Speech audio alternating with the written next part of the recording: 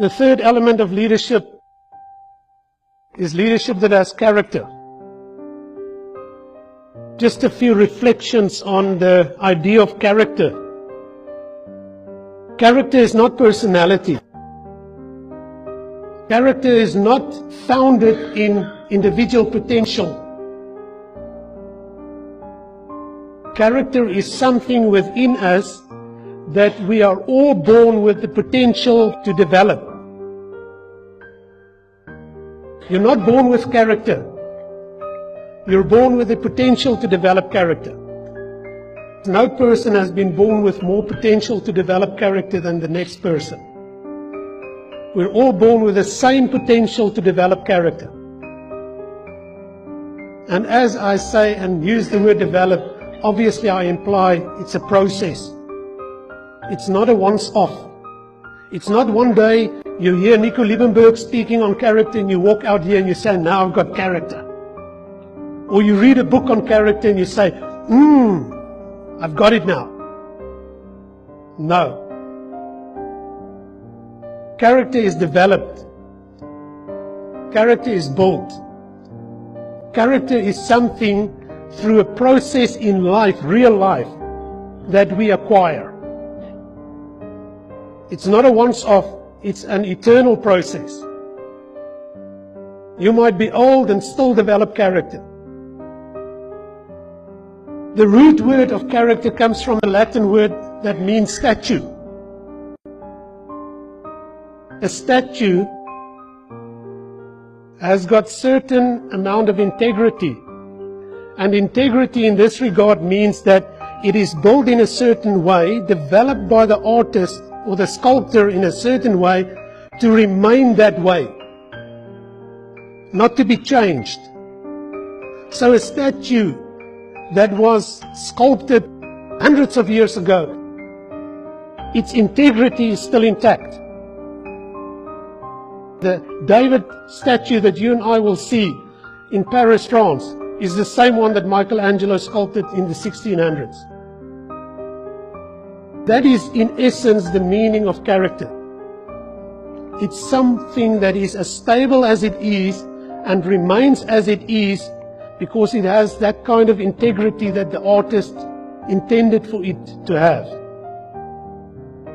That kind of character is what we desire to walk in as leaders. To remain trustworthy, to have some kind of stability carried within us, so that people that follow us can look at us and say, everything changes, but that guy remains as is. I can trust him.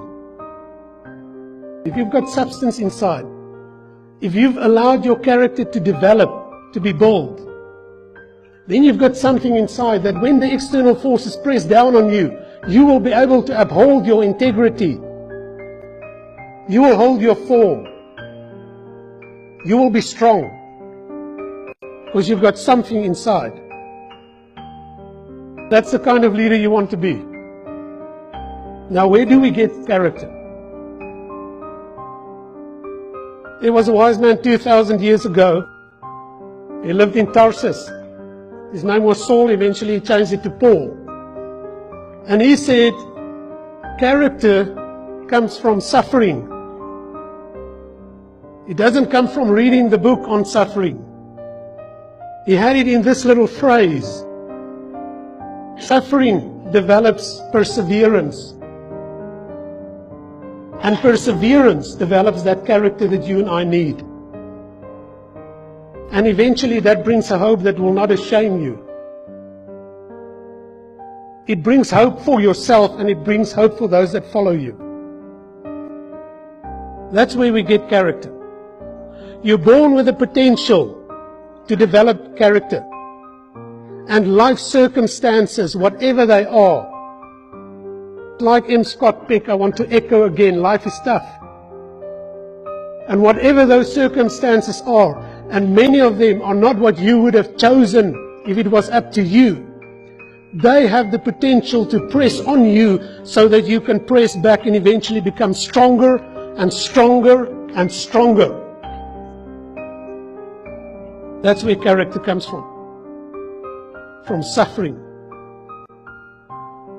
As I said earlier, your life story, if you and I were to sit and I opened my heart and you opened your heart and you told me your life story, I can guarantee you, I will be able to tell you I see suffering, and I see suffering there in that part of your story. No one is exempt. If one does go through a season of suffering, whatever the suffering might bring, one of the best ways to embrace it is to discern in that season that this season is meant for this suffering so that it can build the character in you so that you can become the leader that you're born to be. I'm not talking theory. I've got 2 blind children. I've got a wife battling with cancer currently. I can decide whether this overcomes me or whether I allow character to be built in me so that I can stand tall in these circumstances that I have to face. And I guarantee you this is tailor-fit for me, and it's not more severe than what you have to endure. Your suffering is tailor-fit for you so that that suffering can develop the character that needs to be developed in you. We need leaders with character. More than leaders with charismatic personalities. We need leaders with character more than we need rich people that lead us and call themselves leaders. We need leaders that take responsibility and engage and take ownership. More than what we need leaders that are flamboyant. You be that leader.